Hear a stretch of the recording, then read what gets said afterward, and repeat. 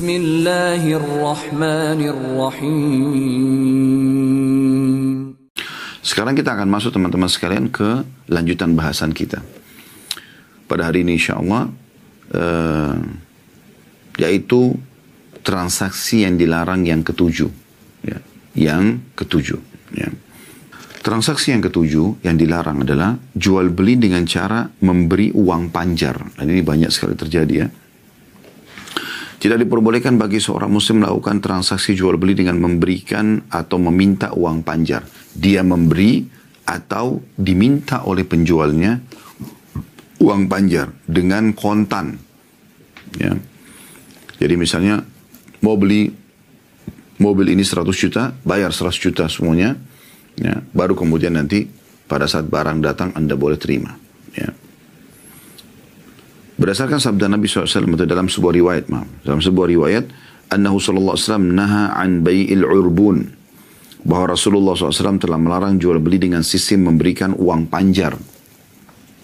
Hadis ini disebutkan oleh Imam Malik dalam kitab Muwatta beliau, dan Imam Malik menjelaskan makna hadis ini setelah menyebutkan hadis ini, diberikan contoh oleh beliau bahwa seseorang membeli suatu barang atau menyewa binatang. Dia membeli satu produk atau dia menyewa sebuah produk, lalu dia berkata, aku memberikan kepadamu 1 dinar, ya.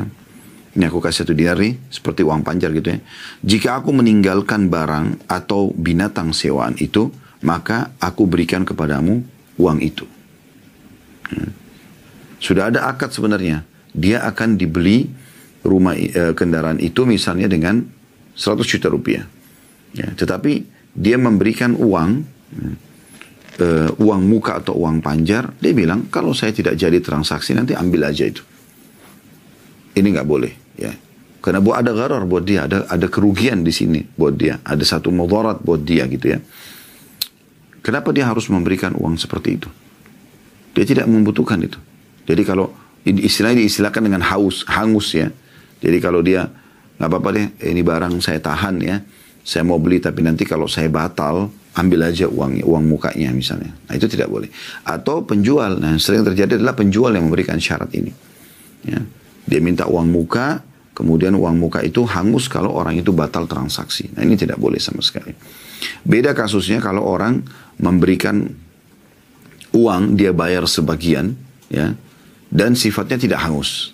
Artinya, kalau dia batal transaksi, produknya tidak ada dari pihak penjual misalnya, uangnya dikembalikan utuh, atau ya memang kalau si pembeli membatalkan, penjual dengan sukarela mengembalikan uang dia, tidak boleh hangus. Ya. Dia juga tidak boleh mengatakan sudah karena saya batal kamu ambil aja, karena masih dalam akad transaksi. Ini tidak masuk dalam bab sedekah, karena sedekah itu tidak ada hubungannya dengan transaksi. Ya. Jadi seperti itu. Oleh karena itu yang paling tepat adalah orang kalau transaksi, ini produknya silakan. Dan yang paling aman dalam syariat kita adalah cash and carry. Bayar cash, ambil barang itu, selesai. Dan putus transaksi. Dan Anda masih ingat kita bahas pada bab sebelumnya tentang bab khiyar. Ya. Artinya transaksi boleh dilanjutkan atau dibatalkan. Nah itu teman-teman sekalian selama keduanya belum berpisah. Nah, tapi kalau sudah berpisah maka sudah tidak ada lagi pengembalian produk ya. Dan kita sudah berikan ada satu pengecualian para ulama, kalau misalnya produk tersebut atau penjual tersebut mengatakan silakan dicoba elektronik ini ya, saya kasih garansi 3 hari, kalau ada yang rusak ya maka bisa dikembalikan. Nah itu berbeda, berarti sudah ada kesepakatan seperti itu. Tapi kalau tidak ada maka tidak boleh sama sekali. Jadi sebaiknya dihindari uang-uang panjar ini, apalagi kalau sifatnya hangus ya. Kalau sifatnya tidak hangus masih ada pengecualian sebagian ulama. Yang ke-8 transaksi yang tidak boleh adalah jual beli sesuatu yang tidak ada pada penjual. Tidak diperbolehkan kata Syekh Abu Bakar rahimahullah bagi seorang muslim menjual barang yang tidak ada padanya atau yang belum dimilikinya. Ya. Kalau yang belum dimiliki, misalnya dia bilang, ini rumah saya jual sama kamu ya. Tapi dia sendiri belum beli rumah itu. Dia baru rencana akan beli. Ini tidak dibolehkan. Jual beli, saya ulangi, yang ke-8 dilarang adalah jual beli yang tidak ada pada penjual. Ya. jual beli sesuatu yang tidak ada pada penjual.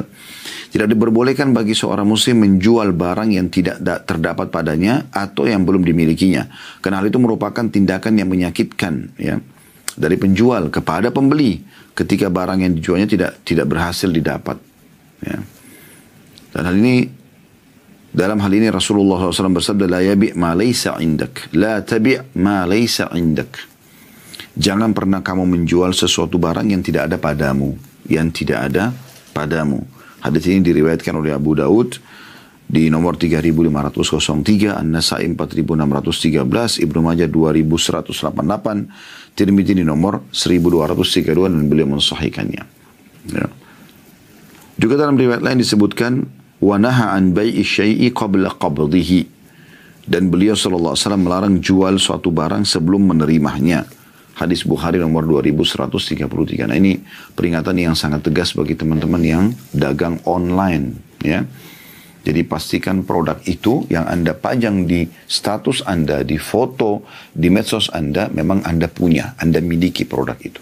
Jangan sampai tidak ada produknya, Anda cuma pajang foto, lalu Anda menerima uang orang. Ini nggak boleh. Ya. Dari mana jaminan produk itu Anda akan dapatkan? Mungkin Anda pada saat order ke vendor Anda tidak ada, sehingga akhirnya uang orang Anda sudah tahan. Dan ini banyak sekali terjadi. Ya, orang-orang yang tidak bertakwa kepada Allah SWT, mereka malah lari dan hilang, ya, putus kontak dari para konsumennya, dan dia menikmati uang haram tersebut. Ini semua tidak boleh. Ya. Jadi kalau Anda mau, Anda beli 5 buah produk misalnya, dari satu produk yang Anda pajang di status Anda, baju kah atau yang lainnya, Anda pajang produk itu 5 buah misalnya. Anda taruh 5 buah. Anda punya 5 buah, Anda pajang 1. Atau Anda pajang 5-5-nya misalnya. Lalu orang transaksi sama Anda. Baik. Anda jual 1, 2, 3, sampai 5 habis. Begitu sudah habis, foto masih Anda pajang sebenarnya. Ya. Kemudian orang ada yang pesan. Harusnya kan Anda tulis stok habis. Ya. Atau Anda ganti dengan foto produk lain. Nah, kalau ada misalnya pas transaksi yang kelima, produk yang kelima, ada orang lain juga yang masuk. Misalnya ada 3 orang, 4 orang yang menginginkan produk yang sama, tapi yang satu sudah transaksi, Anda mengatakan, ini produknya sudah habis stoknya. Ya, saya akan order dulu produk ini. Kalau ada, saya akan informasikan kepada Anda. Nah, itu betul. Berarti Anda tidak berbohong di sini. Anda menjelaskan kepada konsumen Anda kalau produk ini memang sudah habis, tapi saya akan order dulu tanpa Anda menerima uang. Ya, memang orang transaksi dalam Islam seperti itu. Jangan Anda bilang, Ustaz, saya kalau tidak terima uang dari dia, ya mungkin dia beli ke tempat lain. Itu resiko dagang. Supaya pendapatan Anda halal, dan Anda tidak boleh sama sekali ada unsur manipulasi di sini, nggak boleh. Ya, seakan-akan Anda punya produk tapi Anda tidak punya produk. Ya. Saya juga pernah menemani seseorang dari Timur Tengah waktu itu, beberapa tahun yang lalu. Dia mau transaksi kayu gaharu waktu itu. Saya temani dia ke satu lokasi melalui satu orang gitu. Saya tahu sebenarnya orang ini dia tidak punya produk. Karena orangnya memang tidak mampu, sementara produk ini produk yang mahal gitu. Rupanya dia berbicara sama pemilik produk, seakan-akan dia izin kalau ini adalah produk dia, gitu kan. Sehingga pada saat saya datang sama tamu ini, dia berbicara seakan-akan itu produk dia. Bahkan saya sempat tanya, ini barang Anda? Dia mengatakan iya. Tapi saya sangat kenal orang ini, kalau dia tidak punya produk, tidak mungkin dia punya produk sebanyak itu, karena kondisi dia miskin. Ya. Dan itu juga bukan rumah dia. Ternyata dia bilang sama pemilik produk supaya tidak usah ketemu sama konsumen ini, dia saja yang bertransaksi seakan-akan ini produk dia. Kenapa dia nggak bicara baik-baik, ini produk teman, cuma saya diwakilkan, itu tidak ada masalah. Tapi kalau dia bicara seakan-akan ini produk dia, ya, dia bilang ini barang saya, nah ini jadi tanda tanya ini. Ya. Jadi coba hindari semua hal-hal yang bisa membawa Anda kepada hal yang syubhat, apalagi sampai kepada hal yang haram. Syubhat ini minimal samar, ya. Jadi dilarang oleh Nabi SAW menjual produk yang bukan milik Anda, gitu ya, atau produk yang belum Anda miliki. Ya. Ini hati-hati teman-teman, banyak sekali di antara pedagang-pedagang kita, walaupun sekarang sudah Masya Allah dunia ini penuh dengan perdagangan ya, apalagi dengan adanya online, maka kebanyakan mereka begitu. Ya, termasuk yang berbahaya di sini adalah tidak boleh Anda langsung kirim produk dari vendor Anda ya kepada konsumen Anda. Kenapa? Karena kalau sampai ada kesalahan produk, kesalahan warna, ya, ukuran, bagaimana Anda memperbaikinya? Akan repot sekali. Ini masuk dalam hadis Nabi SAW, ya. Yang tadi waktu kita bacakan hadis riwayat Bukhari nomor 2133, disebutkan wanaha an bai'i syai'i qabla qabdihi. Bahwasanya Nabi SAW melarang transaksi produk sebelum dimiliki atau diterima. Kita terima dulu, kita cek dulu produk itu, ternyata sudah benar sesuai dengan apa yang kita harapkan, ya, apa yang dipesan oleh konsumen kita, baru kemudian kita kirim. Tapi kan double ongkos kirimnya itu resiko. Anda bisa masukkan dalam HPP Anda semua itu. Ya, ini transaksi juga tidak boleh. Kemudian yang kesembilan, yang tidak boleh adalah jual beli hutang dengan hutang. Kata beliau, Syekh Abu Bakar Jazair rahimahullah, tidak diperbolehkan bagi seorang muslim menjual hutang dengan hutang. Karena dilihat dari segi ketentuan hukum syariat bahwa hal itu sama dengan menjual sesuatu yang tidak ada dengan sesuatu yang juga tidak ada. Dan agama Islam tidak membolehkan hal itu. Adapun contoh menjual hutang dengan hutang ialah bahwa seseorang mempunyai hutang 1 kintal gandum kepada Anda hingga batas waktu tertentu. Misalnya ada orang bilang saya utang beras, ya, 1 karung beras 20 kilo misalnya. Kemudian ya, jadi Anda mengambil utang sama orang, ya, saya utang ya, nanti saya bayar dengan ambil beras 1 karung, saya akan bayar juga dengan beras nantinya gitu. Ya. Kemudian ya, Anda bilang sama misalnya orang-orang, saya ulangi, ada seseorang utang 1 karung beras sama Anda, 20 kilo misalnya. Dia utang. Dia akan bayar di akhir bulan dengan 20 kilo beras. Oke? Saya ulangi kembali. Saya misalnya mengutangkan 1 karung beras pada orang. Gitu kan? Dia janji dia akan bayar pada akhir bulan. Dengan 1 karung beras juga. Gitu kan? Nah, sebelum datang beras itu dibayar oleh orang yang sedang utang sama saya jual beras itu dalam kondisi beras itu masih di tangan orang yang mengutang tadi. Saya bilang, misalnya si A utang sama saya beras, dia akan bayar pada akhir bulan dengan beras juga 1 karung, 20 kilo misalnya. Sementara belum tiba, belum pengembalian beras dari orang yang utang sama saya sudah jual sama si B. Saya katakan, saya ada beras sama si A, 1 karung. Saya jual sama kamu, saya butuh uang sekarang cash. Nanti akhir bulan kamu ambil dari dia. Harganya 200.000 rupiah misalnya. Nah, ini tidak dibolehkan. Ini yang beliau contohkan, dan contoh lain kata beliau bahwa seseorang berhutang kambing kepada Anda hingga batas waktu tertentu. Kemudian setelah jatuh tempo ternyata orang itu tidak mampu membayarnya. Lalu dia berkata pada Anda, juallah kambing ini kepadaku dengan harga 50 real hingga batas waktu tertentu lagi. Ya, jadi misalnya ada orang ngambil dari saya kambing, dia utang. Tolong saya mau utang kambing 1 ekor. Saya penjual kambing misalnya.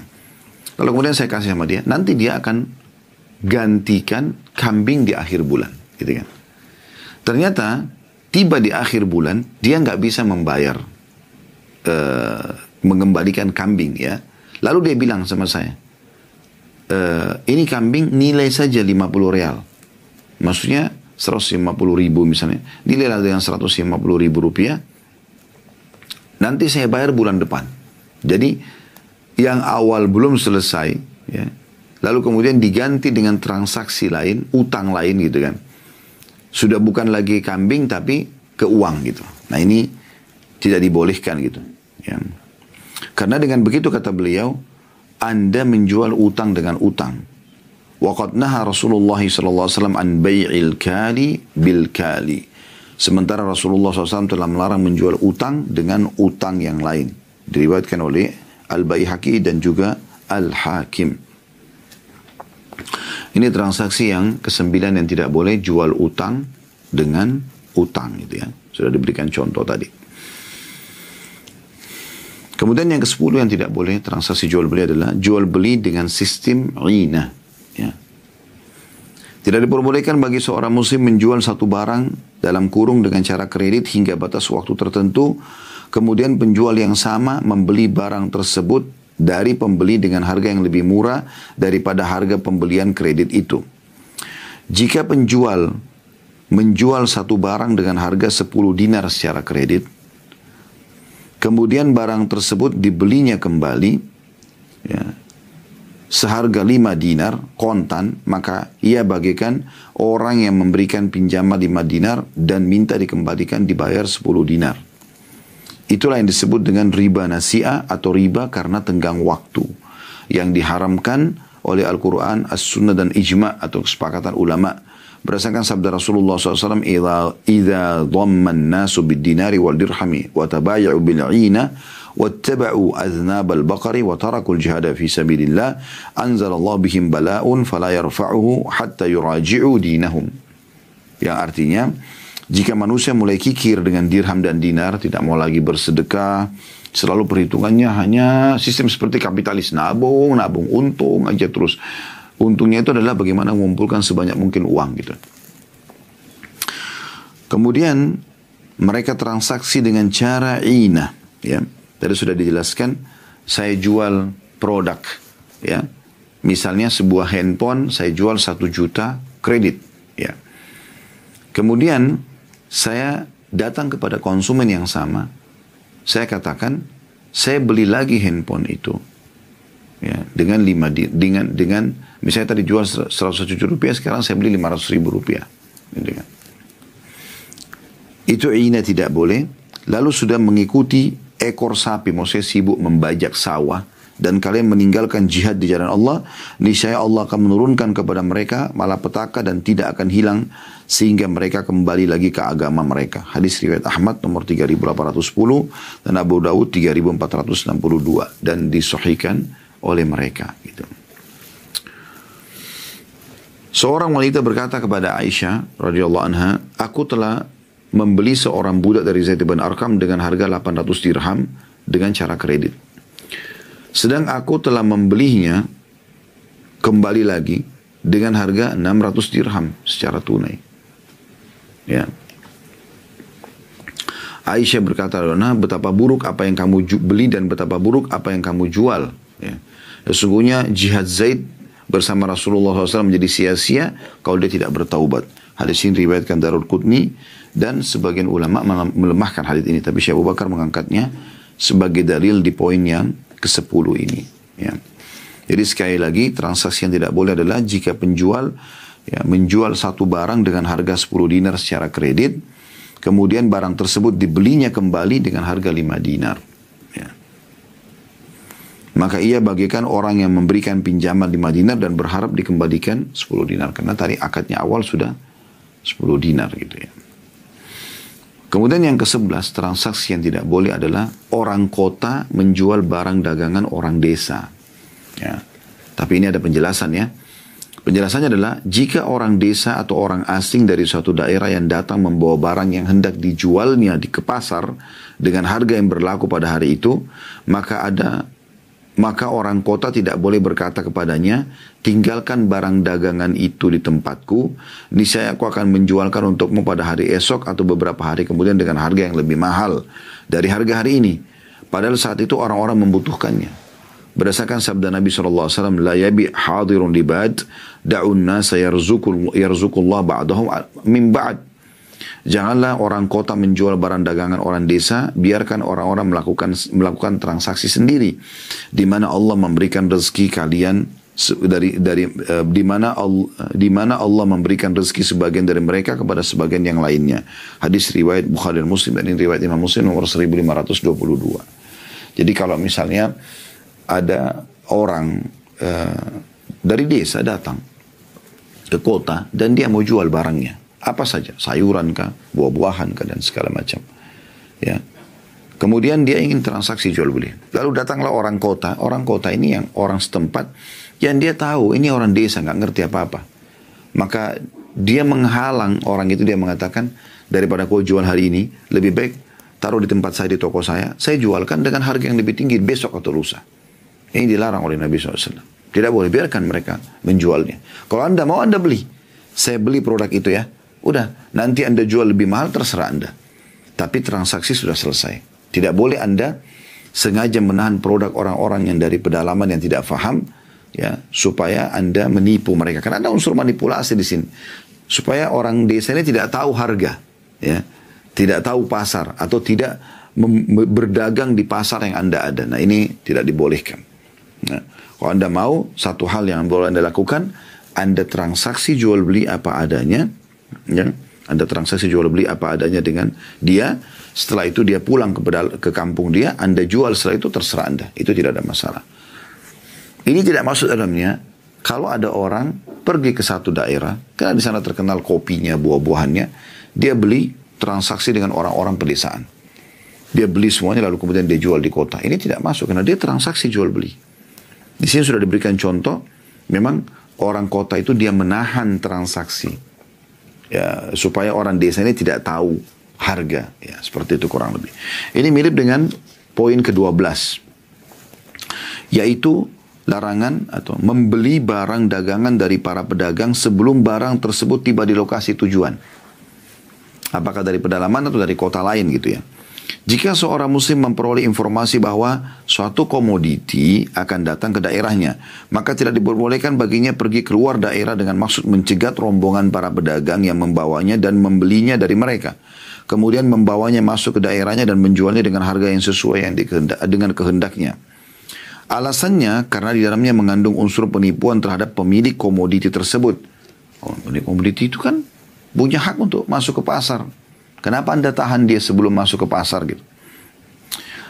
Dan dapat menimbulkan mudarat bagi penduduk daerah tersebut. Karena penduduk daerah bisa mendapatkan harga lebih murah. Kenapa Anda harus monopoli dan membeli semuanya sebelum masuk ke daerah Anda gitu?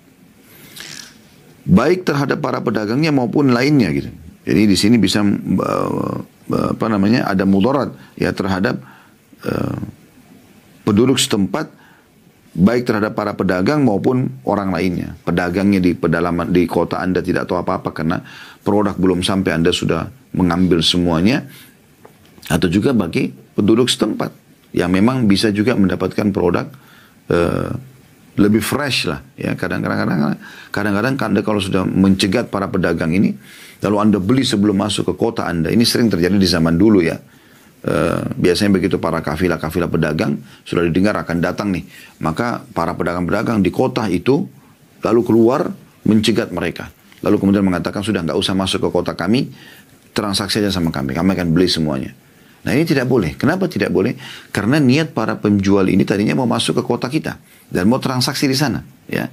Kalau Anda mau dia masuk ke kota Anda transaksi apa adanya sama mereka. Tapi Anda sengaja niat mencegat supaya ya orang-orang kota Anda tidak tahu produk ini harganya, ya, dan Anda juga punya kesempatan hanya menyortir lagi, dan kemudian Anda buat beberapa rate harga, ya, ini semua mudarat bagi para pedagang lain di dalam kota Anda ataupun para pembeli yang harusnya bisa transaksi secara langsung, ya. Ini beda kasus kalau Anda datang ke satu vendor atau satu pabrik atau satu perkebunan pertanian, lalu Anda transaksi sama dia di sana, sudah produk Anda, lalu dibawa masuk ke kota Anda, itu lain, tidak ada masalah. Tapi kalau Anda di sini niat, jadi innamal a'malu binniyat, kita bicara tentang niatnya. Kata Nabi SAW, semua sesuai dengan niatnya. Jadi dia memang niat mau ya memberikan mudarat ini kepada pedagang-pedagang lain, kepada pemilik komoditi dulu. Mereka tidak perlu tahu tidak perlu ketemu sama para pedagang lain. Hanya Anda monopoli. Anda juga merugikan para pedagang yang lain. Dan juga merugikan konsumen-konsumen yang mungkin nanti bisa mendapatkan produk yang lebih murah, lebih baik gitu. Nah, beda kasus tadi saya bilang, kalau Anda transaksi langsung ke pabriknya, ke perkebunannya, pertaniannya, Anda transaksi, lalu barang Anda yang dibawa ke kota Anda itu lain. Anda mau jual terserah. Tapi kalau Anda sudah tahu pedagang datang, Anda sengaja cegat, ya, ini tidak dibolehkan. Ini yang dilarang di poin ini, dan itu sesuai dengan sabda Nabi SAW, la talaqqur rukbana wa la yabi' hadirun dibat. Janganlah kamu mencegat rombongan pedagang, dan jangan pula orang kota menjual barang dagangan milik orang desa. Hadis ini riwayat Bukhari nomor 2150 dan Muslim 1515. Jadi ini hal yang dilarang karena ada unsur manipulasinya. Kita lanjutkan teman-teman sekalian transaksi yang tidak boleh yang ke-13, yaitu jual beli musarrah. Dalam kurung, kambing, sapi dan unta dengan menahan air susunya tetap berada di dalam ambingnya. Kata beliau, tidak diperbolehkan bagi seorang muslim menjual kambing, sapi dan unta dengan cara menahan air susunya tetap berada dalam ambingnya selama beberapa hari supaya binatang itu terlihat seakan-akan air susunya subur, sehingga orang-orang tertarik untuk membelinya. Jadi itu alasannya ya.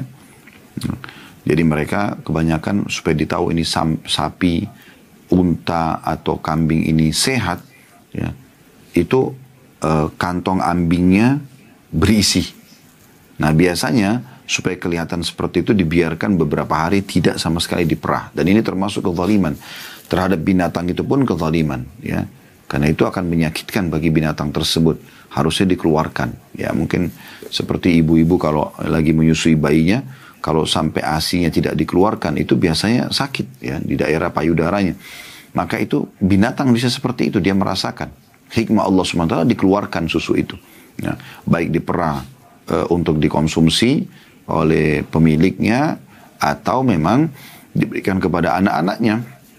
Nah, tapi ada orang sengaja melakukan ini supaya dia kelihatan kembung sekali, berarti sehat dianggap itu, ya, dan pembeli tertarik untuk membelinya. Dan ini diharamkan karena ada unsur manipulasi. Ya. Nabi SAW bersabda, "La tusarru al-ibila walal ghanam, faman ibta'aha ba'da dhalika fahuwa bi khairin nadharaini ba'da an yahlubaha. In radiyaha amsaka wa in sakhitaha raddaha wasa'an min tamrin." Janganlah kamu menahan air susu unta serta kambing di dalam ambingnya. Barang siapa yang membelinya setelah memerah air susunya, maka ia berhak memilih salah satu di antara dua pilihan.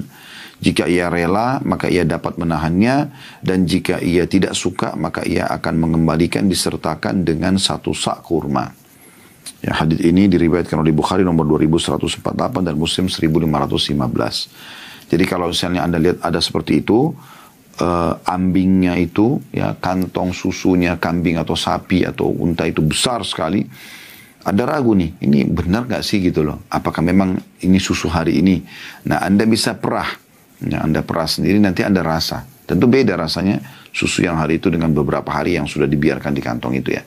Nah kalau Anda sudah perah, Anda bisa tentukan pada saat itu transaksinya, mau tetap beli kalau ternyata Anda tahu itu adalah susu yang sudah dari beberapa hari lalu, mungkin karena rasanya sudah gak enak ya, amis atau basi misalnya ya, atau Anda batalkan. Kalau Anda batalkan, Anda ikutkan, berikan kepada dia dengan satu sak kurma, atau satu sak itu kurang lebih 2 telapak tangan orang dewasa gitu ya.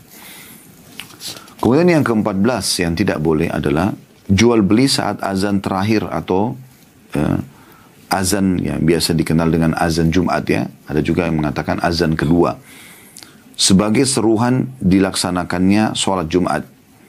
Tidak diperbolehkan bagi seorang muslim menjual sesuatu atau membelinya ketika azan terakhir sebagai seruan sholat Jumat dikumandangkan dengan naiknya imam ke atas mimbar.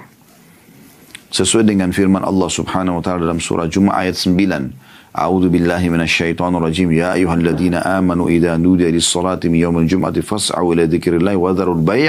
Dzalikum khairun lakum in kuntum ta'lamun.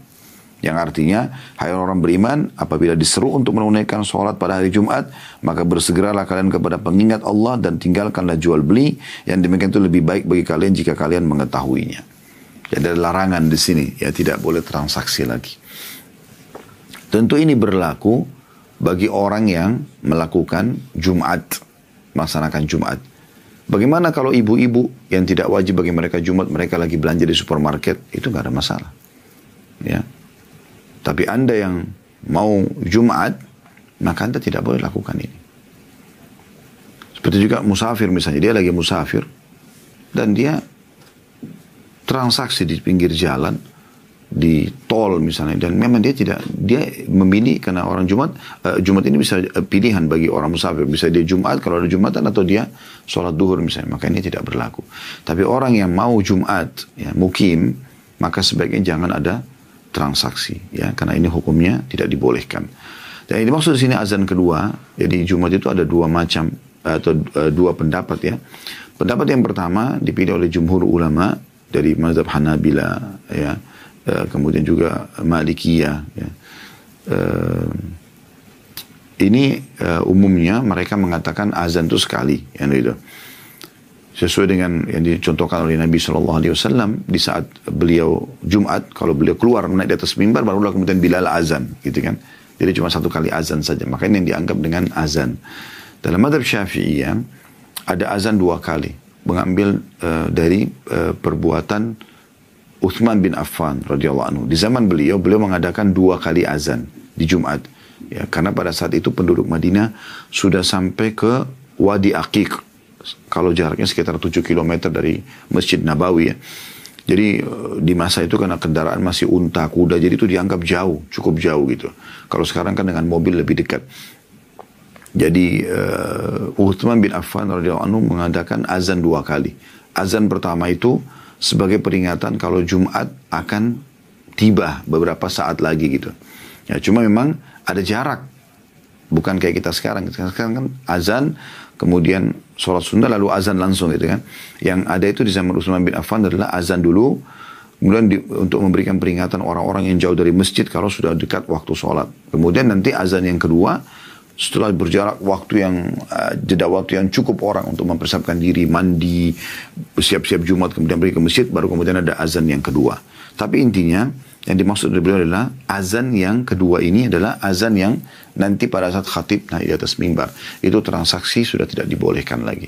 Seorang laki-laki muslim yang mukim nggak boleh lagi transaksi jual beli di saat itu ya. Begitu juga apakah dia penjual ataupun dia pembeli ya, sebaiknya jangan ada transaksi apapun, termasuk Anda yang ada di dekat-dekat masjid ya, terutama ini Anda harus jauhi semua ini. Yang ke-15 adalah jual beli muzabanah, yaitu menjual buah anggur yang masih ada di pohon dengan anggur yang kering dengan takaran yang diterka. Dan juga muhalaqah, yaitu menjual biji-bijian yang masih ada dalam bulirnya dengan biji-bijian kering dengan takaran yang diterka. Kata beliau, tidak diperbolehkan bagi seorang muslim menjual barang buah anggur, tidak boleh menjual buah anggur yang masih ada di pohonnya, masih melekat semuanya, dengan anggur yang sudah kering, dengan takaran yang diterka, atau dengan terkahan, ya, misalnya anggur kering itu kismis ya, jadi dia anggurnya masih di pohon, kemudian dia bilang kita transaksi ditukar dengan kismis ini gitu. Ya. Menjual biji-bijian yang masih ada dalam bulirnya dengan biji-bijian yang sudah kering, yang sudah tidak ada lagi bulirnya, sudah bisa langsung dikonsumsi, dengan takaran yang diterka, serta menjual buah atau kurma basah yang masih ada di pohon dengan kurma kering dengan takaran yang diterka, kecuali transaksi araya. Maka jual beli seperti itu diperbolehkan oleh Rasulullah SAW. Adapun yang dimaksud dengan jual beli araya adalah seorang muslim menghibahkan satu pohon dan beberapa pohon kurma yang buahnya tidak lebih dari 5 wasak. Ya kurang lebih ini nilainya 750 kilo ya. Anda bisa lihat ada keterangan putnot nomor 1343 di bawah. 5 wasak itu sama dengan 330 sa' dan 1 sa' sama dengan kurang lebih 3,1 liter. Jadi 5 wasak 930 liter atau sekitar 750 kilo.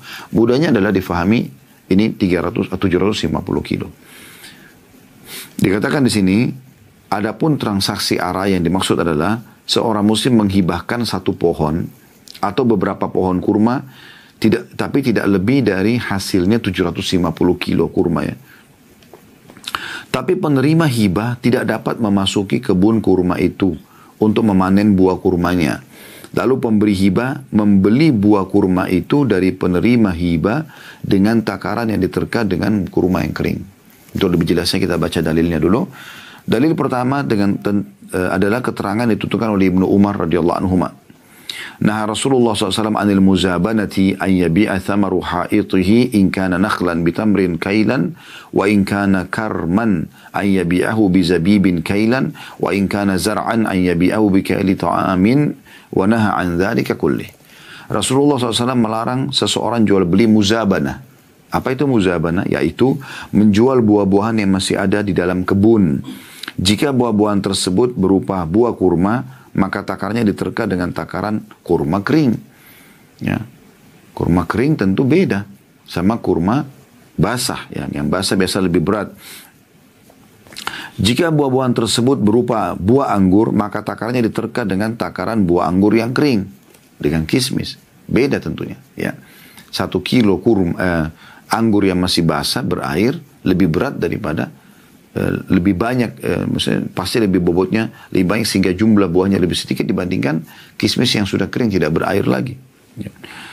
Serta jika berupa biji-bijian maka takarannya diterka dengan takaran biji-bijian yang kering yang masih di bulirnya. Semua jual beli tersebut dilarang oleh Rasulullah sallallahu alaihi wasallam. Hadis Bukhari nomor 2205. Ini dalil tentang muzabana, transaksi ya. Barang-barang anggur yang masih di pohonnya, kurma yang masih di pohonnya, lalu kemudian ditakar dengan yang sudah kering. Ya, kurma yang sudah kering ataupun anggur yang sudah kering. Ya, ini tidak dibolehkan. Sedangkan dalil yang kedua tentang masalah arayah tadi ya. Jadi satu-satunya keadaan yang boleh ditakar kurma basah dengan kurma kering adalah transaksi araya. Apa itu? Disebutkan dari hadis Zaid bin Thabit radhiyallahu anhu, anna Rasulullah SAW merakhasa li sahibil ariyati an yabi'aha bi kharsiha. Bahwa Rasulullah SAW memberikan keringanan atau rukhsah pemilik ariyah atau pohon kurma yang dihibahkan menjual buah dari pohon tersebut dengan takaran yang diperkirakan. Hadis riwayat Bukhari nomor 2188. Ya. Jadi ini transaksi yang tidak dibolehkan, masalah muzabana, yaitu menjual anggur yang masih basah ya, dengan takaran anggur yang sudah kering. Ataupun muhalaqa, yaitu menjual biji-bijian yang masih di bulirnya dengan takaran biji-bijian yang sudah tidak ada bulirnya lagi atau sudah kering. Kemudian selanjutnya yang ke-16 yang dilarang adalah jual beli as-sunya, yaitu pengecualian. Kata beliau tidak diperbolehkan bagi seorang muslim menjual satu barang dengan mengecualikan sebagiannya. Kecuali yang dikecualikan itu telah diketahui keberadaannya. Jika seseorang misal menjual satu kebun, maka ia tidak diperbolehkan baginya mengecualikan satu pohon kurma atau satu pohon yang lainnya yang tidak diketahui. Karena di dalamnya mengandung unsur penipuan dan ketidakjelasan yang diharamkan. Berdasarkan hadis Nabi SAW atau perkataan Jabir radhiyallahu anhu, anna Rasulullah SAW naha anil muhalaqati wal muzabanati wal mukhabarati was sunya illa an tu'lam. Rasulullah SAW melarang muhalaqa, muzabana dan sunya kecuali ya, yang telah diketahui. Hadis ini diriwayatkan oleh Tirmidzi nomor 1290. Ya. Jadi dari hadis ini kita ambil pelajaran bahwasanya kalau Anda mau misalnya menjual satu tanah, ya, Anda bilang saya jual tanah ini, saya jual seluruhnya kecuali bagian depan ukuran 10 kali 10 meter. Lalu Anda tunjuk tempat itu, ini ya yang tidak masuk. Anda lihatkan kertasnya, Anda ajak pembelinya ke lokasinya, ini dari 1000 meter ini 100 meter di depan itu 10 kali 10 ini titiknya, saya tidak jual karena saya mau pakai untuk rumah saya. Ini boleh. Ini tidak ada masalah. Tapi yang jadi masalah adalah kalau Anda, yang dilarang sini, kalau Anda bilang begini, saya jual 1000 meter tanah saya ini, kecuali 100 meter. Dan Anda tidak tunjuk 100 meter di mana. Anda cuma bilang kecuali 100 meter. Nggak boleh. Ya. Karena tidak jelas. Itu namanya sunya, tidak boleh. Karena bisa saja nanti Anda tiba-tiba minta bagian tengahnya saja. Sehingga orang punya tanah ya agak sulit posisinya karena melingkar. Dan Anda pun sulit untuk keluar. Pada saat dia menutup tanah itu misalnya. Nah seperti itu. Atau Anda transaksi tadi diberikan contoh. Menjual satu kebun, anggaplah pohon mangga. Anda mengatakan, saya jual pohon perkebunan mangga saya ini kecuali 5 pohon atau 1 pohon. Dan Anda tidak tentukan mana pohonnya, yang mana. Maka ini tidak boleh. Kalau Anda mengatakan, kecuali pohon yang sebelah kiri sana, di ujung sekali, karena itu pohon saya masih ingin panen hasilnya, maka ini tidak masalah. Ini dibolehkan. Ya. Nanti yang beli perkebunan Anda akan mengeluarkan pohon itu, dibuat pagar dan dia keluar. Dan ini menjadi hak Anda misalnya. Walaupun anjuran sebagian ulama, kalau orang transaksi seperti ini, lebih baik dia menjual seluruhnya, supaya tidak memberikan mudarat kepada saudaranya yang sudah membeli, dan dia bisa membeli di tempat lain, gitu kan. Ada poin penting yang harus kita garis bawahi teman-teman, dalam transaksi, atau transaksi dalam Islam itu, tidak bisa kita murni transaksi tanpa mengikutkan dengan masalah keimanan kita, ya, tanpa mengikutkan dengan niat sosialnya misalnya, ya. Jadi ada hal-hal yang harus kita pikirkan yang ini ada hubungannya. Misalnya, ini dilarang nggak sih dalam Islam itu berhubungan dengan masalah keimanan, ya. Jadi nggak boleh kita transaksi aja, nggak masalah lah, mau haram mau enggak, yang penting transaksi jadi. Ini bukan seperti itu. Harus dihubungkan dengan masalah keimanan. Kalau dilarang dalam Islam berarti keimanan Anda terganggu nih, bisa jadi pendapatan haram gitu, ya. Ini tidak boleh. Begitu juga dengan masalah poin yang tidak kalah penting, masalah sedekahnya, ya. Artinya, kalau Anda sudah niat transaksi, ya, dalam hadis Nabi SAW dikatakan, semoga Allah merahmati orang yang mudah pada saat jual, orang yang mudah pada saat beli. Maksudnya, udah berikan kepada orang.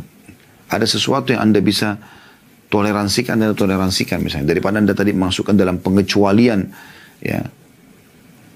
Ya, kecuali dalam keadaan tidak mengganggu transaksi itu. Kayak tadi misalnya, tanah 1000 meter, Anda ambil potongan dari yang depan, Anda sudah tunjuk, Anda perjelas, oke, nggak masalah. Dan tidak mengganggu transaksi itu, ya. Jangan sampai Anda bilang, saya jual 1000 meter ini, kecuali bagian depan semuanya. Sehingga tanah yang dibeli oleh orang yang di belakang itu, dia tidak punya akses jalan. Karena Anda tutup semuanya bagian depannya. Maka ini juga memberikan mudarat. Di sini Anda harus punya hati yang dermawan di sini, ya. Transaksi harus selesai dengan jelas gitu. Kemudian yang terakhir teman-teman yang kita bahas pada kesempatan ini adalah materi kelima, jual beli pohon buah-buahan. Nah, ini ada bahasan sendiri tapi pendek bahasanya, kita tutup dengan ini insyaallah, dan kedepannya kita akan masuk ke materi ke-6 tentang masalah riba. Panjang lebar insyaallah akan kita jelaskan dengan izin Allah SWT. Nah, di materi kelima ini, kata Syekh Abu Bakar Zaizai rahimahullah, jika seorang muslim menjual pohon kurma atau pohon buah lainnya yang sudah diserbuki dan buahnya telah nampak, sudah mau panen nih, ya, maka buahnya bagi penjualnya, kecuali jika pembeli mensyaratkannya. Jika tidak, maka buahnya untuk penjualnya. Berdasarkan sabda Rasulullah SAW, man ba'a nakhlan qad ubbirat fathamratuha lil ba'i illa an yashtarita al-mubta'. Barang siapa yang menjual pohon kurma yang telah diserbuki, sudah keluar nih. Serbuki itu maksudnya sudah ada buah-buahnya. Ya, sudah tinggal panen saja buahnya. Maka buahnya milik penjualnya. Karena dia jual pohonnya. Sekarang dia panen dulu hasilnya gitu. Kecuali satu keadaan, pembelinya mensyaratkan, mengatakan, saya beli pohon ini sama semua buahnya ini. Udah, jadi transaksinya sudah selesai. Seperti Anda biasa beli tabulan pot, ya. Istilahkan dengan tabulan pot biasa, tanaman dalam pot, ya, diringkas begitu. Yang Anda lihat biasa pohon mangga dalam pot, buahnya sudah ada 3-4 buah, dan bahkan kadang-kadang sudah matang. Itu justru yang menarik untuk pohon mangga yang dibeli, karena ternyata pohon ini subur berbuah loh gitu, ya, dan buahnya bahkan manis gitu. Nah, ini pada saat Anda beli, Anda mengatakan, saya beli pohon ini, ya, dan ini buahnya juga, ya. Kenapa? Karena buah ini ada anjuran dari Nabi SAW adalah milik penjualnya. Kecuali Anda pembeli mengatakan ini buahnya juga sekalian, ya, seperti itu, ya. Ini boleh, ya. Dan yang di sini yang memberikan syarat adalah pembelinya, bukan penjualnya. Ya, jadi memang pembelinya memberikan syarat itu, saya akan beli sama buahnya. Ini khusus untuk transaksi pohon buah-buahan, Allahu a'lam.